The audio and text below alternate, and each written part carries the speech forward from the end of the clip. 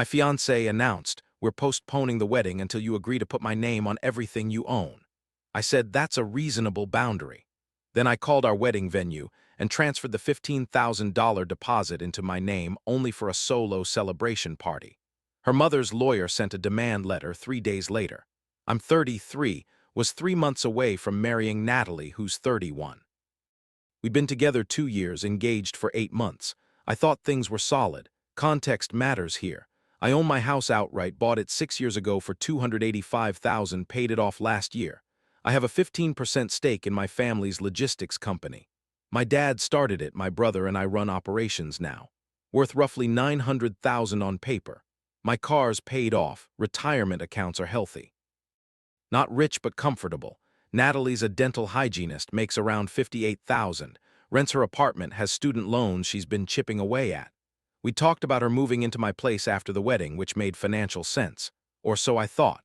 Last Thursday evening, we were at my place going over wedding RSVPs. 200 guests, venue booked. Her parents contributed $7,000 toward the $22,000 total. I covered the remaining $15,000, deposits locked in everywhere. She set down her wine glass and hit me with it. "Ian, I've been thinking, I need my name on the house before the wedding." I looked up from the spreadsheet. "What? The house and the car and your stake in the company, everything should be in both our names. It's only fair if we're getting married." I blinked. "Natalie, we haven't even gotten married yet." "Why would I do that?" "Because marriage is about partnership, sharing everything. If you really loved me, you'd want me to feel secure. You'll feel secure after we're married. We can discuss things then, but I'm not putting your name on assets I earned before we even met." "Before what? Before me? So I'm just supposed to move into your house, drive around in your car, live off your money with no legal protection? You'd have legal protection. It's called marriage. Community property laws exist. Not good enough, Ian." Her voice went cold. "I won't be some second-class citizen in my own marriage. Either you put my name on everything or we're postponing the wedding until you see reason." I stared at her.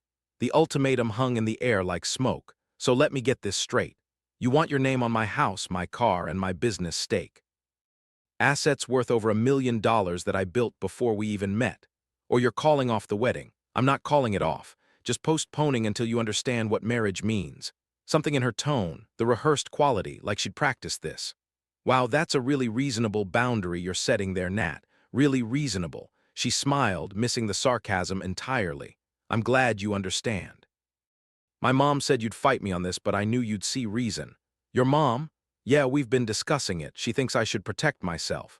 Her divorce from my dad was messy because she had nothing in her name. She doesn't want that for me." "Oh, this wasn't Natalie's idea. This was Diane's." "Right. Well, since we're postponing the wedding, I should probably handle some logistics." "Thank you, baby. I knew you'd see reason once you thought about it." She kissed my cheek and went back to her wine like she'd just asked me to pick up milk. I excused myself to my office, made 3 calls. First, my lawyer buddy Kevin explained the situation. He laughed, then stopped laughing when he realized I was serious. "Dude, do not put her name on anything. That's insane. If you break up, she owns half your stuff without ever being married. Hard pass." Second, my brother at the company. "Heads up, Natalie's asking for her name on my stake. Obviously not happening, but wanted you aware in case she tries anything." Third, the wedding venue. "Hi, this is Ian Whitmore. I have a reservation for October 12th. "Yeah, the Whitmore Keller wedding. So there's been a change. The bride wants to postpone indefinitely. I'd like to transfer the reservation and the $15,000 deposit currently held under both names to my name only. For a, let's call it a solo celebration party. Same date, same package. Can we do that?" Long pause from the event coordinator. "Mr. Whitmore, typically our policy." I paid the entire deposit. "I can provide proof of payment. The bride has just indicated she's postponing our wedding indefinitely. I'd still like to use the venue and services I paid for." More silence. Typing sounds. "Let me speak with my manager. Can I call you back?" "Sure." 20 minutes later they called back. Manager confirmed since I paid the deposit in full and the reservation was technically under both names but paid by me, they could transfer it to my name exclusively. The $15,000 stays with the venue applied to my event. I'd need to sign new paperwork. Perfect, I'll be there tomorrow to sign. Friday morning I drove to the venue, signed everything, got copies. The reservation was now exclusively mine for a private celebration event on October 12th. Friday afternoon, I sent Natalie a text. You said we're postponing the wedding until I meet your terms. I respect your boundary. I've moved the venue reservation to my name only since I paid for it. You're welcome to make new plans when you're ready. Also, I think we should take a break while you figure out what you want. Don't contact me unless it's to pick up your stuff from my place. She called immediately. 16 times. I declined all of them. Saturday morning, her mom, Diane, showed up at my door. Ian, we need to talk about this nonsense. Good morning, Diane. Don't good morning me. You canceled my daughter's wedding. I didn't cancel anything. She postponed it indefinitely. I just rearranged my finances accordingly. You stole the venue deposit. I paid for the venue deposit. I redirected my own money for an event in my name. That's not theft. You're punishing her for having boundaries. No, I'm respecting her boundaries. She said she won't marry me until I put her name on everything I own. That's not happening. So there's no wedding. Pretty simple. Diane's face went purple. You selfish control freak. Diane, you need to leave now. She stomped back to her car. As she drove off, she screamed out the window, you'll be hearing from our lawyer. But here's what I didn't know yet. What I'd discover in the coming days that would make everything make sense. Diane hadn't just been giving Natalie advice. She'd been coaching her, specifically, with a plan. A plan that went far beyond just asking me to add Natalie's name to things. Because when you're dealing with someone who thinks they're entitled to assets they didn't earn, asking is just the first step. And Diane had already moved to step 2. Update 1 got the demand letter Tuesday morning. Certified mail from Hastings and Associates. 3 pages of legal word salad demanding immediate return of the $15,000 venue, deposit to the engaged couple in a 50-50 split. $7,000 reimbursement to Natalie's parents for their contribution to a wedding that will not occur due to my unilateral decision. Compensation for emotional distress in the amount of $5,000, and a formal apology. Total demand, $17,500 plus an apology. I called Kevin. Dude, you gotta see this. Sent him a photo. He called back 2 minutes later laughing. This is the most garbage demand letter I've ever seen. They have zero standing. You paid the deposit. She broke off the engagement with her ultimatum. Her parents' contribution was a gift. Emotional distress, please. I'll draft a response. Kevin's response was beautiful. Mr. Whitmore paid the venue deposit in full using his personal funds.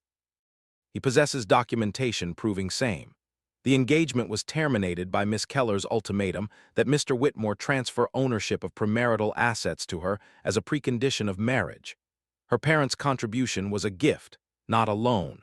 There is no legal basis for any claim to these funds. This demand is without merit. Any further harassment will result in a countersuit for malicious prosecution and abuse of process. Sent it certified mail, radio silence for 3 days. Then Natalie showed up at my house Thursday evening. I saw her through the doorbell camera, didn't open the door.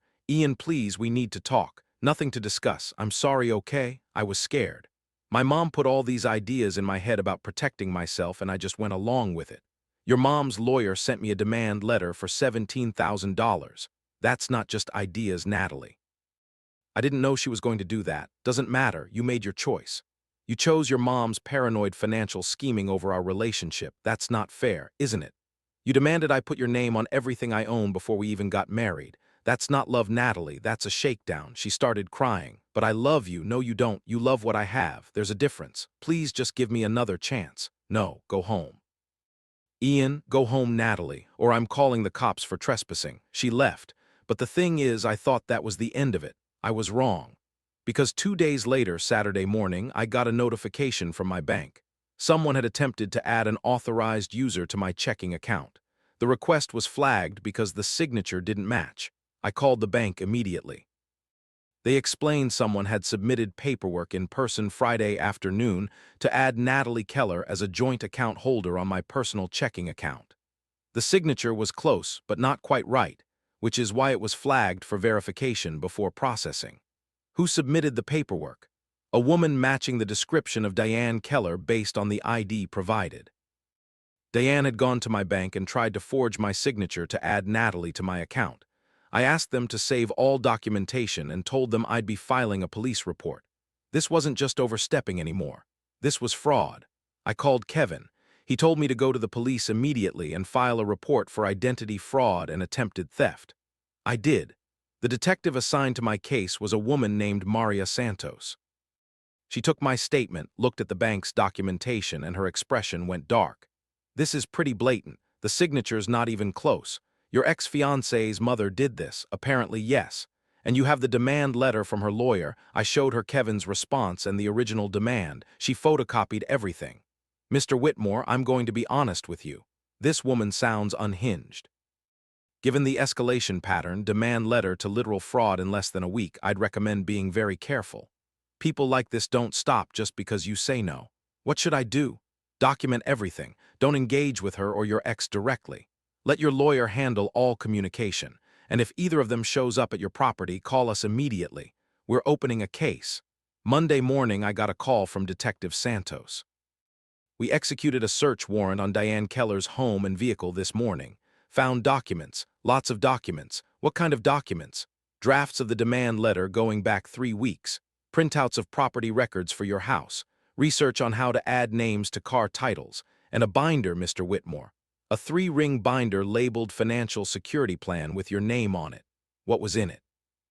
Step-by-step instructions for Natalie on how to gain access to your assets. Start with engagement, move in after wedding, get name on house within first year, push for joint accounts, access business records through marriage, establish financial dependence. I've seen premeditated fraud before, but this is something else. Oh my God, there's more. We found blank check stock with your bank's routing information printed on it. She was planning to forge checks if the account thing didn't work. This went beyond pushing Natalie to ask for things. Diane had been planning this for months, maybe since the engagement was announced. A systematic strategy to get Natalie legally entangled with my finances so that, when a divorce inevitably happened, she could walk away with half of everything. And here's the twist I really didn't see coming. Natalie had no idea about most of it. Update 2, Natalie called me from a blocked number Tuesday afternoon. I almost didn't answer, but something made me pick up. Ian, please don't hang up. What do you want, Natalie? She was sobbing. The police came to my apartment. They questioned me for 2 hours. They think I was part of my mom's plan to steal from you. Were you? No. God, no. Yes, she convinced me to ask for my name on stuff. She said it was normal, that I needed to protect myself. But I swear I didn't know about the bank thing or the forged documents or any of it. How am I supposed to believe you? Because I'm pressing charges too, against my own mother. For fraud and for, I don't know, manipulating me, I guess. My lawyer says she used me as part of a scheme. What exactly did you know? I knew she wanted me to ask you to add my name to assets before the wedding. She said it was smart. She coached me on what to say, how to frame it as being about partnership and security. When you said no, she told me to give you an ultimatum. Postpone the wedding until you agreed. I thought I was standing up for myself. I thought I was being strong. And the demand letter, I didn't know about that until after it was sent. My dad forwarded it to me. I was horrified, Ian. I called her and asked what she was doing. She said she was protecting me because you'd obviously chosen money over love. Do you understand how insane this sounds? I do now. The detective showed me the binder, the financial security plan. My mom had been planning this since we got engaged. Maybe before. She asked me about your finances on our second date. I thought she was just being a protective mom. She was gathering intelligence. I sat there holding the phone, processing. Part of me wanted to hang up. Part of me felt sorry for her. Most of me was just angry. Natalie, even if you didn't know about the fraud, you still made a choice. You chose to demand ownership of my assets as a condition of marriage. That's not something your mom made you do. That was you. I know, I was wrong.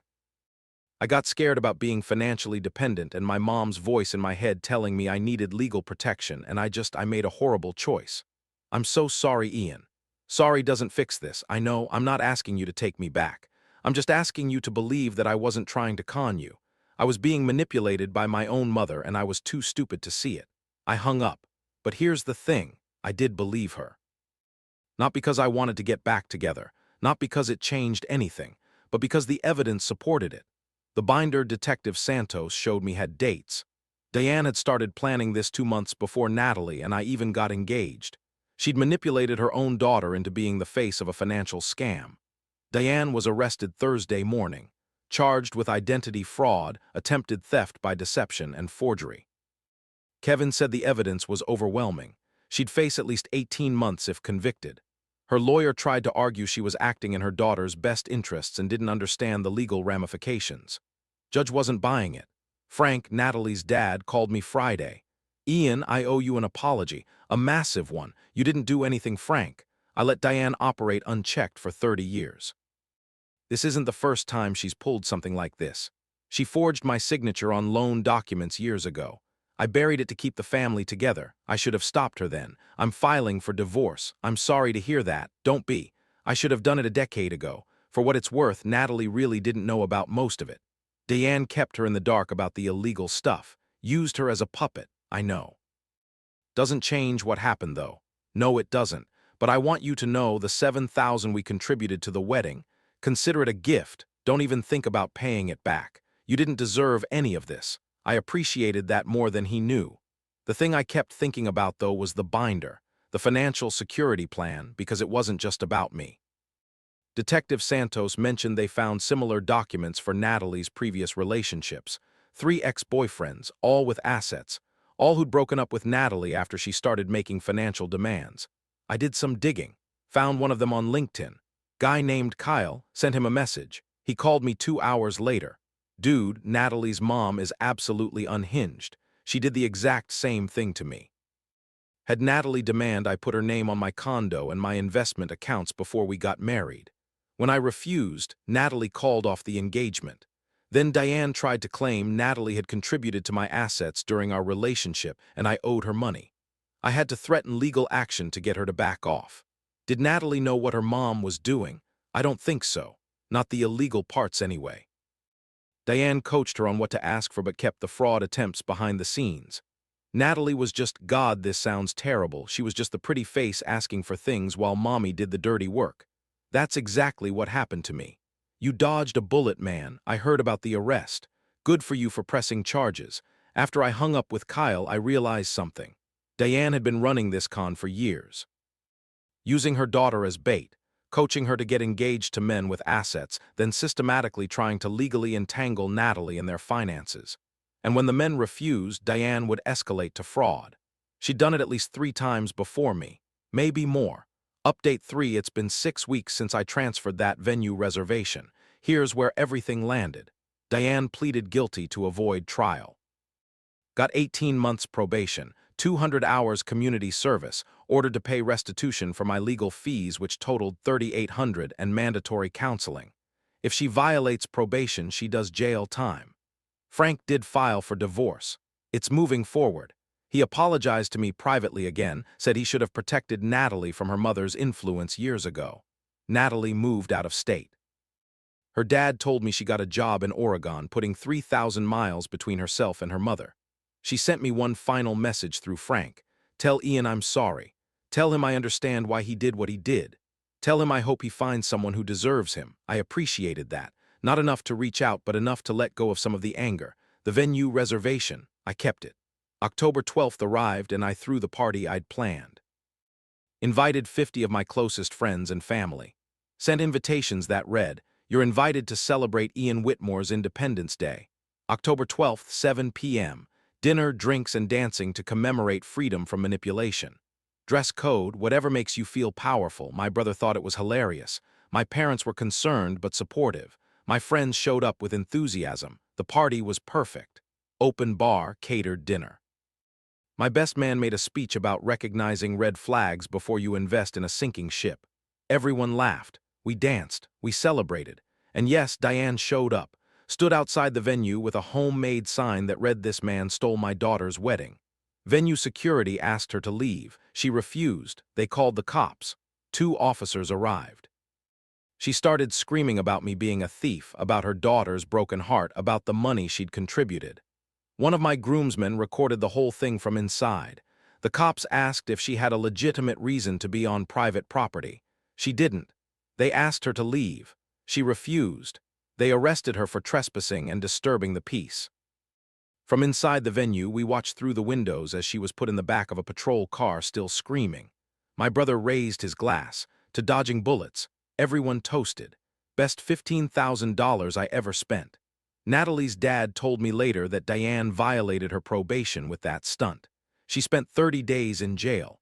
When she got out, Frank had already moved out and filed divorce papers. Last I heard, she's living alone in a small apartment, no longer allowed contact with Natalie per a restraining order Natalie filed herself. As for me, I'm doing fine. Better than fine, actually. Sold my house last month, not because of Natalie, but I'd been considering downsizing anyway.